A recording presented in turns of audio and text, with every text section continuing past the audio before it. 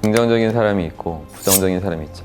내가 죽으면 이 고통이 모두 사라지진 않을까? 유리 멘탈의 고리를 이제는 끊어내셔야 됩니다.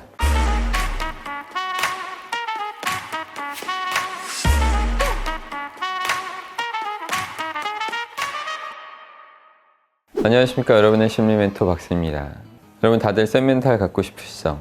제 영상이나 강의를 들으러 오시는 분들이라면 궁극적으로 멘탈이 강해지고 싶다는 목표를 갖고 계신 분들일 겁니다.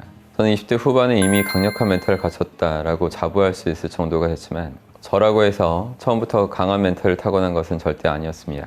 저도 강한 멘탈로 거듭나기 전에는 흔히 얘기하는 유리 멘탈의 소유자였어요. 책을 읽다가도 눈물을 흘리고 연속극 보다가도 눈물을 흘리고 그랬습니다. 게다가 당시에는 집안의 아버지 빚 2억을 떠안고 있는 상태였기 때문에 굉장히 심란하고 우울한 시절을 보냈죠. 내가 죽으면 이 고통이 모두 사라지진 않을까? 이런 극단적인 생각을 한 적도 있었습니다. 길을 가다가 에쿠스나 그랜저만 보더라도 내가 나중에 저런 차를 탈 수 있을까?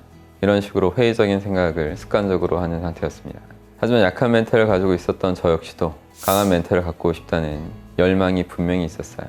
여러분도 그런 열망을 강하게 갖고 계시다면 그것이야말로 시작 단계에 접어드신 거라는 말씀을 드리고 싶습니다. 현재 저는 강력한 멘탈을 갖고 있다고 당당하게 말할 수 있는 상태고, 남들에게도 센 멘탈을 얻기 위한 방법을 가르쳐 줄 수 있는 정도가 되었죠.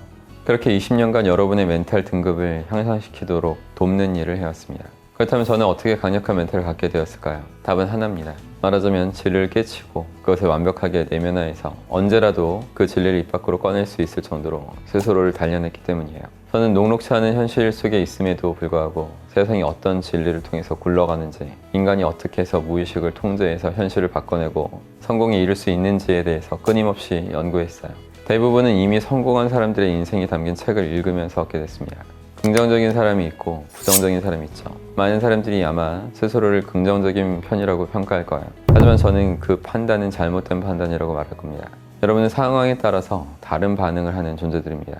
긍정적인 상황이 주어지면 긍정적인 생각을 하게 되고, 부정적인 상황이 주어지면 부정적인 생각을 할 수밖에 없습니다. 제가 생각하기에 그렇게 상황에 따라 이리저리 휘둘리는 상태는 긍정적인 사람이라고 말할 수 없다는 거예요.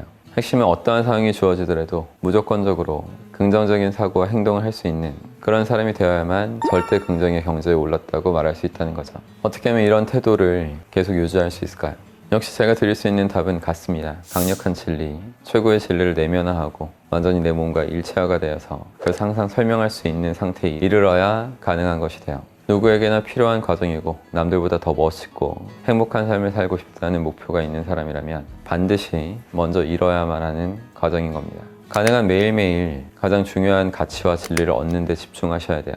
그래서 완벽하게 이해한 상태에서 나의 무의식에 자리 잡을 수 있게끔 만들 수 있다면 어떠한 상황에서도 항상 긍정적인 방향으로 생각할 수 있는 뇌가 됩니다. 무의식을 바꿀 수 있다는 것은 곧 여러분이 처한 현실도 바꿔낼 수 있다는 것을 의미합니다. 이게 얼마나 중요하고 유용한 능력이겠어요. 제가 방금 말씀드린 강한 멘탈이 되기 위한 방법을 깨치기 위해서는 먼저 해결되어야 할 조건이 있습니다.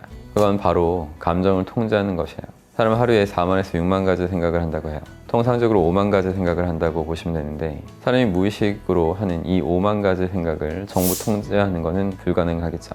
하지만 남들보다 더 많이 통제가 가능할수록 유리하다는 것은 분명합니다. 생각은 대부분 감정에서 파생되는 경우가 많아요. 만약 분노, 불안, 짜증 이런 부정적인 감정을 갖게 되면 거기서 파생된 5만 가지의 생각이 생길 수 있다는 겁니다. 결과적으로 그런 상상이나 생각을 나도 모르는 사이에 5만 가지씩 매일 하고 있다면 그런 사람은 불행한 인생을 할 수밖에 없죠. 스스로를 망치는 나쁜 결말을 낼 수밖에 없고, 자신이 누릴 수 있는 삶의 가치를 스스로 깎아내리는 셈이 됩니다. 자신의 감정 하나도 통제할 줄 모르는 사람이 성공한 경우는 없습니다. 성공한 사람들, 부자가 된 사람들 보면 인격도 훌륭합니다. 배울 점이 참 많죠. 남들은 통제할 수 없는 감정을 왜 그들은 다스릴 줄 알게 됐을까요? 제가 내린 결론은 그들이 무언가를 강력하게 믿고 있는 게 있다는 겁니다. 세상의 진리와 법칙을 인지하고 그것을 실천하면서 경험에서 체득한 습관들을 형성해 두었기 때문에 가능한 거예요. 남들은 감정의 소용돌이 속에서 허우적대고 있는데 어떤 사람들은 끝까지 의연한 태도로 위기에 대처합니다. 아까도 말씀드렸지만 내면의 생각을 바꾸면, 다시 말해 무의식을 통제할 수 있게 되면 외부 조건들까지 바꿀 수 있습니다. 감정 통제가 되는 사람들은 이것을 누구보다 믿고 있기 때문에 감정 통제를 잘할 수 있게 된 거죠. 이 모든 것이 가능한 상태가 될 때까지 부지런히 읽고 배우십시오. 그렇게 완성형의 멘탈을 갖게 된다면 지나치게 타인에 의존하는 습관도 자연스럽게 사라져 있을 겁니다. 오로지 내 힘으로 극복하고 이뤄낼 수 있는 것들로 넘쳐나게 될 것입니다. 유리 멘탈의 고리를 이제는 끊어내셔야 됩니다. 어느 때보다 달라진 모습으로 여러분 스스로를 마주할 수 있는 한 해가 되시기를 간절히 바랍니다. 항상 힘내십시오. 고맙습니다.